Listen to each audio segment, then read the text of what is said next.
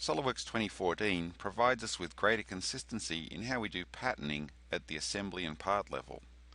We now have all of the same capabilities at the assembly level that we had at the part, such as sketch-driven pattern, curve-driven pattern, and also we have pattern-driven pattern.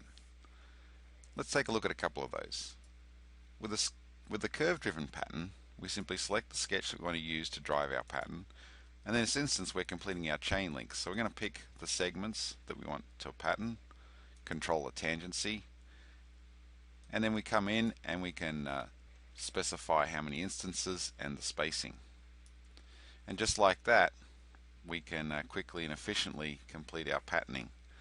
We've added some other enhancements with patterns, and that's relating to visualization of the seed as well as the instances of the pattern. So now when we click on any of the patterns, we have a different color for the seed, which makes it very identifiable where the seed is as well as the instances. Also at the part level, we've improved naming of the patterns. With the pattern-driven pattern, again, it's a very straightforward process.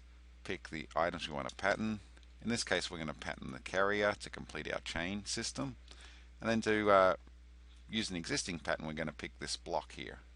And with just a couple of clicks, you can see we've very quickly been able to pattern our system, and again reduce the amount of effort we have to do in setting up individual patterns by reusing what we've already done. So that's actually quite a bit of a time saver for us. Another area where we've made enhancements with patterns is with regards to multi-body features in part level. Normally we have a pattern such as a cut extrude like this, and we change its variables such that it's going to create multiple bodies.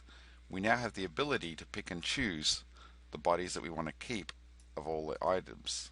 So it gives us great flexibility in what we want to do for the intent of the pattern, which gives us greater control and more flexibility than we had before. So some great enhancements here for dealing with patterning at the assembly level, as well as improving our multi-body capabilities at the part level.